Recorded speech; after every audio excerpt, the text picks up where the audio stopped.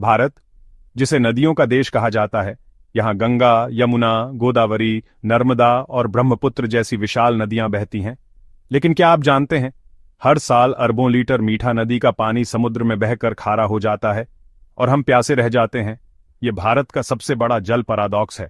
एक ओर गांव-गांव और शहर-शहर पानी की कमी से जूझते हैं और दूसरी ओर इतना कीमती जल व्यर्थ समुद्र में बह जाता है। तो समाधान क्या है? समाधान है नदी जल संचयन। सरल शब्दों में समझें तो नदियों के दोनों किनारों पर रिचार्ज कुएं बनाए जाएं। ये कुएं साल भर नदी का पानी समेटकर जमीन के नीचे फैले विशाल जल नेटवर्क में पहुंचा देंगे। नतीजा यह होगा कि जब नदी समुद्र तक पहुंचेगी, तब तक उसका सारा पानी भूमि में समा चुका होगा। इससे होगा क्या? भारत के गांव और शहरों में भूजल स्तर बढ़ेगा।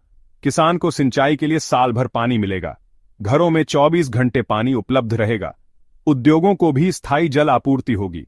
और खास बात यह कि इसके लिए सरकार पर भारी खर्च का बोझ नहीं पड़ेगा। सामाजिक ट्रस्ट और कॉरपोरेट कंपनियां अपने CSR फंड से इन कुओं का निर्माण और प्रबंधन कर सकती हैं। दोस्तों, अगर यह योजना सही तरीके से लागू हो जाए तो भारत का GDP कम से कम 25% तक बढ़ सकता है।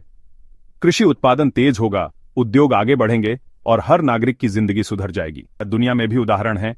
ऑस्ट्रेलिया का मरे डार्लिंग प्रोजेक्ट, इजराइल का नेशनल वाटर कैरियर और अमेरिका का ग्राउंड वाटर रिचार्ज सिस्टम। ये सभी बताते हैं कि अगर इच्छा शक्ति हो तो नदी जल संचयन से पूरे देश का भाग्य बदला जा सकता है। तो आइए हम सब मिलकर यह संकल्प लें, हर बूंद को बचाएं, नदियों के जल को संचित करें और भारत को जल सुरक्षित राष्ट्र बनाएं। यह विचार CA अनिल कुमार जैन की पुस्तक भारत द डेवलपमेंट डिलेमा से लिया गया है।